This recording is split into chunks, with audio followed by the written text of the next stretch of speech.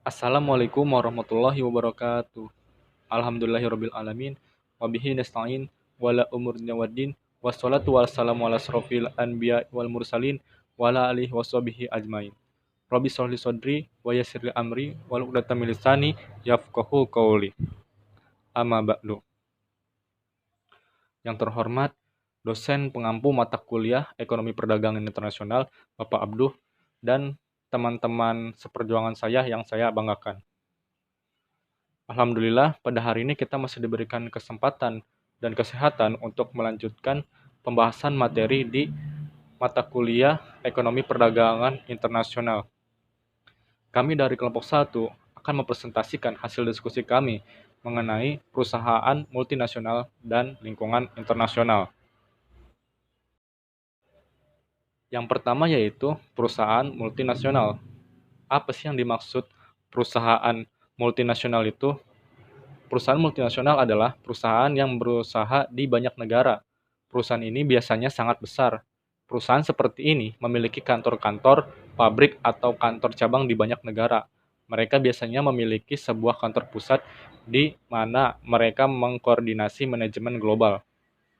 Contoh dari perusahaan multinasional ini seperti KFC, McD, CFC, Adidas, dan lain sebagainya. Karena perusahaan-perusahaan tersebut banyak di berbagai negara. Selanjutnya yaitu lingkungan internasional. Lingkungan internasional bersifat luas dan multidimensional dalam menjalankan kegiatannya, selalu meliputi unsur seperti politik, ekonomi, dan diplomasi. Dalam lingkungan internasional ini bisa dilakukan oleh perusahaan maupun pemerintah, yaitu seperti melakukan ekspor dan impor. Selanjutnya itu ada perdagangan bebas. Perdagangan internasional adalah perdagangan yang dilakukan antar negara atau pemerintah negara dengan negara lain yang menjalani suatu hubungan perdagangan yang sesuai kesepakatan antara kedua belah pihak yang melakukan perdagangan internasional yang dilakukan oleh penduduk suatu negara dengan penduduk negara lain atas dasar kesepakatan bersama. Di era modern seperti saat ini, hampir tidak mungkin jika suatu negara dapat memenuhi semua kebutuhannya sendiri tanpa kerjasama dan berhubungan dengan negara lain. Bahkan sebelum merdeka pun Indonesia sudah turut andil dalam kancah perdagangan internasional. Nah, seperti yang sudah dijelaskan tadi bahwa tidak mungkin jika suatu negara dapat memenuhi suatu kebutuhannya. Seperti halnya manusia, negara pun membutuhkan negara lain untuk keberlangsungan hidup dalam suatu negara tersebut. Seperti ketika kita membutuhkan beras, garam, kita akan melakukan impor jika kita memiliki kekurangan dalam suatu negara tersebut.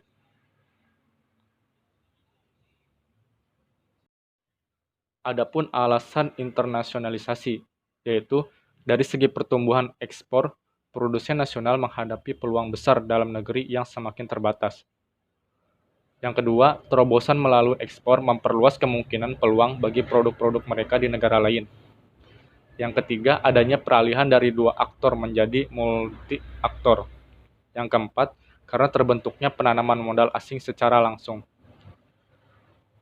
Seperti yang sudah dijelaskan tadi bahwa alasan internasionalisasi ini yaitu tujuan utamanya yaitu untuk perluasan suatu usaha dari perusahaan tersebut. Dengan memperluas usahanya, maka perusahaan ini akan mendapatkan keuntungan yang lebih besar lagi. Selanjutnya ada penanaman modal asing. Teori penanaman modal sebenarnya adalah terjemahan dari bahasa Inggris yaitu investment. Penanaman modal asing atau investasi sering digunakan dalam arti yang berbeda-beda. Kumadin pada tahun 1983 memberikan pengertian investasi dalam 3 arti, yaitu yang pertama ada suatu tindakan untuk memberikan saham, obligasi, atau surat penyertaan lainnya. Yang kedua ada suatu tindakan membeli barang-barang modal. Ketiga ada pemanfaatan dari yang tersedia untuk produksi dengan pendapatan di masa yang akan datang. memasuki pasar internasional. Ada beberapa strategi untuk memasuki pasar internasional, antara lain ekspor. Menurut Madura, pada tahun 2007, ekspor adalah penjualan produk atau jasa kepada pembeli yang berada di negara lain.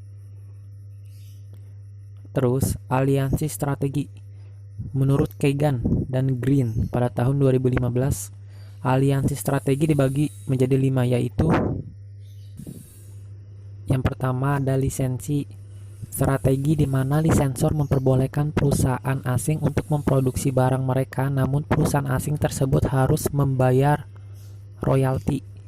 Yang kedua ada waralaba, variasi lain dari strategi perusahaan lisensi dan sebuah kontrak antara sebuah perusahaan induk dengan pihak lain yang memperbolehkan pihak waralaba mengoperasikan sebuah bisnis yang dikembangkan oleh pihak pewaralaba. Yang ketiga ada usaha patungan, sebuah strategi untuk memasuki sebuah pasar host country di mana pihak mitra memiliki kepemilikan bersama dalam sebuah perusahaan yang baru dibentuk. Keempat ada kontrak produksi. Perusahaan berkonsentrasi pada desain produk, pemasaran, dan mentransfer tanggung jawab untuk kepemilikan fasilitas-fasilitas produksi. Yang kelima ada investasi langsung.